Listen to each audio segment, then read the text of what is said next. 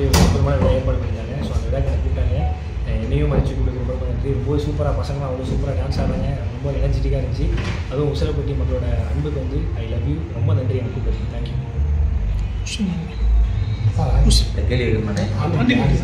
ஆண்டிப்பட்டி அன்பு ரொம்ப அதிகமாக இருக்குது. உசிலம்பட்டிக்கு நான் போயிட்டு வந்தேன் காலையில். ஸோ அங்கே போனதால மக்களோட அரசியல் சூப்பர். ஆண்டிப்பட்டி வேறு லெவல், உசிலம்பட்டி வேறு லெவல்.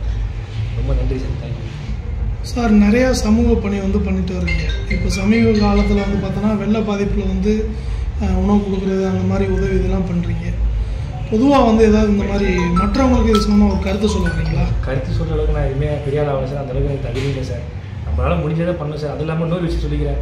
போகிற இடத்துக்குலாம் நான் வந்து மக்களை ப்ரெஸ்ஸை நான் கூப்பிட்டு வரல. ஸோ அவங்கள தான் வந்து கேட்டாங்க. அது வேறு நிறைய பேர் வந்து இது எப்படிங்க நீங்கள் போகிற இடத்துக்குலாம் ப்ரெஸ் நீங்களே கூப்பிட்டு போயிருந்தேன். நான் தயவுசெய்து சொல்கிறேன், இங்கே இருக்கிற எல்லாரோடைய நம்பர் தான் வாங்கி தரேன். நான் யாரையுமே கூப்பிட்டு போகல, யாரையும் கூப்பிட்டு அவங்க தான் அது இன்ஃபர்மேஷன் கேள்விப்பட்டு வந்தாங்க. ஸோ என்னால் முடிஞ்சது அவங்கள்ட்ட அவங்க தான் சார் எனக்கு அட்வைஸ் பண்ணுவோம். நான் அவங்க அட்வைஸே பண்ணக்கூடாது சார். ஏன்னா எல்லாருமே பயங்கர தெளிவாக இருக்காங்க சார். அவங்களுடைய பாதையில் அவங்களோட கோரிக்கையை செயல்படுத்த சாதாரண ஒரு கடைக்கோடி மனிதன். இப்போ நடிகர்களோட அரசியல் வருகை வந்து தொடர்ந்து இருக்குது. இப்போ விஜய் வந்து கட்சி ஆரம்பிச்சிருக்காரு. அது சம்மந்தமாக அரசியல் பற்றி தெரியாது சார். இல்லை, நடிகராக வந்து விஜய் இருக்கார், அரசியலுக்கு வர்றாரு.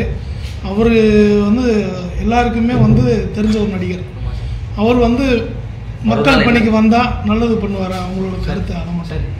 நல்லது எல்லாருமே நல்லது தான் சார் பண்ணுவாங்க. எல்லாருமே நல்லது தான் சார் பண்ணுறாங்க. நான் மற்றவங்களை பற்றி இவங்க வந்தால் பண்ணுவாங்களா பண்ண மாட்டாங்களா அதை பற்றி சொல்கிறதுக்கு எனக்கு தகுதி இல்லை சார். நான் சாதாரண மனுஷன் சார். அவங்களாம் மிகப்பெரிய லெஜெண்ட் சார். அவங்கள பற்றி பேசினா நமக்கு அறிவு இல்லை சார். நம்மளால் முடிஞ்சது நம்ம சம்பாதிக்கிறது. அதை தாண்டி நிறைய பேர் வந்து சொல்கிறாங்க, எப்படி இந்த பையனால் வந்து இவ்வளோ சொல்லி பின்னாடி யாரோ இருக்காங்க அப்படின்றாங்க. என் பின்னாடி இருக்காங்க தான்.